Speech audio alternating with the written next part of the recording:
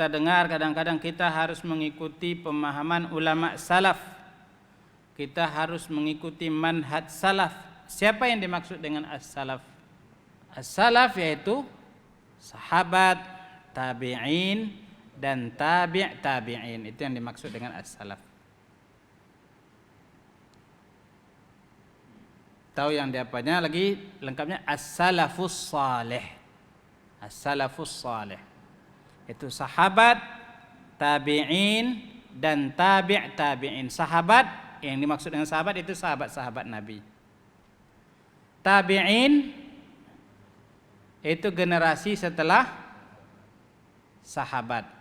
Tabi'in generasi setelah tabi'in. Ini kenapa mereka yang diutamakan?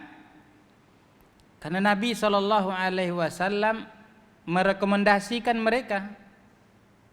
Sebaik-baik qurun adalah qarni, zamanku. Zaman Nabi berarti Nabi bersama para sahabat.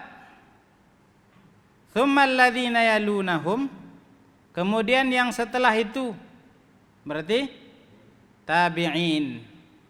Tsumma alladzina yalunahum, kemudian yang setelah itu lagi itu tabi'in. Nabi SAW yang mengatakan bahwasanya mereka adalah khairul qurun. Nabi yang mengatakan. Kenapa mereka dikatakan khairul qurun? Sebaik-baik qurun, zaman, masa.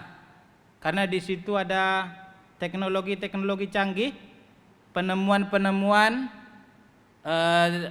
teknologi. Enggak. Karena apa? Karena ketakwaan mereka kepada Allah Subhanahu wa taala. Bukan karena kekayaan harta benda, enggak, bukan karena itu. Khairiyahnya bukan itu. Baiknya itu sebaik-baiknya kata Nabi bukan karena itu. Akan tapi karena kesalehan mereka, karena ketakwaan mereka kepada Allah Subhanahu wa taala. Itu para sahabat, tabi'in dan tabi'in. Nah, mereka lah yang dimaksud dengan as-salaf atau as-salafus salih. Nah, kalau seandainya dikatakan kita harus memahami agama atau mempelajari agama ini sebagaimana yang diajarkan oleh ulama salaf, maksudnya adalah apa yang diajarkan oleh mereka. Bagaimana mereka dulu mempelajari agama, memahami agama ini, semestinya ke situ pula lah kita mengacu di dalam memahami agama ini. Kalau seandainya kita ingin baik.